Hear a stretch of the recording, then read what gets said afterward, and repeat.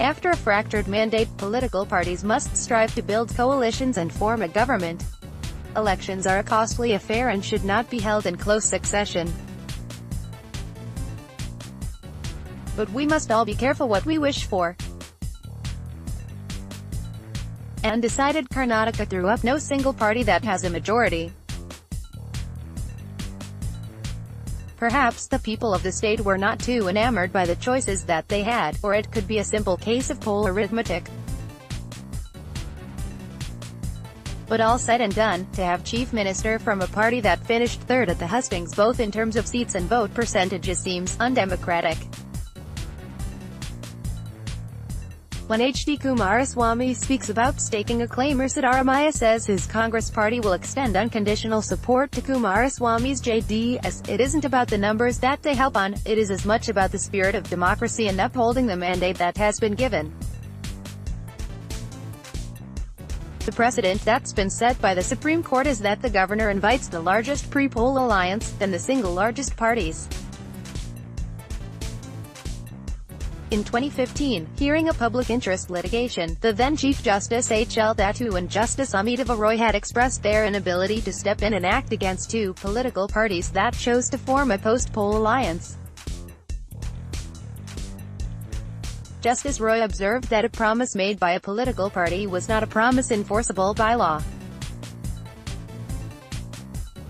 Apart from the options stated above, there are two other options that were enumerated in the Sarkaria Commission recommendations, which were affirmed by a constitution bench of the Supreme Court in Rameshwar Prasad v. Union of India in 2005.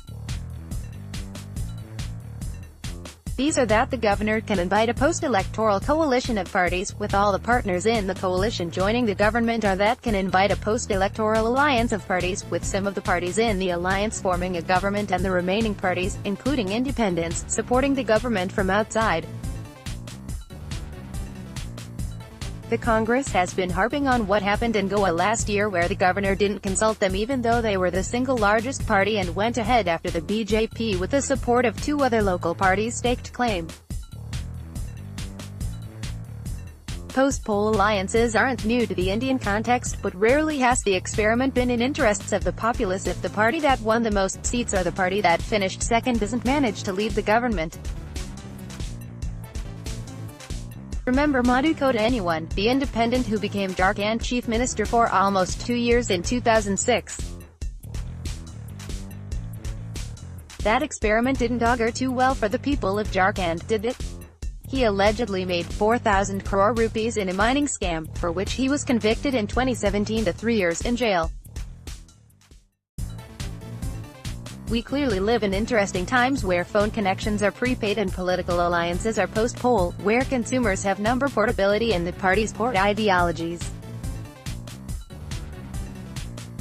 Politics makes strange bedfellows, no permanent foes or friends, and certainly no untouchables. In the land of Mahatma Gandhi, where the journey is more important than the destination, we seem to be surrounded by Machiavellian princes for whom the end justifies the means. The only question that then remains is what justifies the end?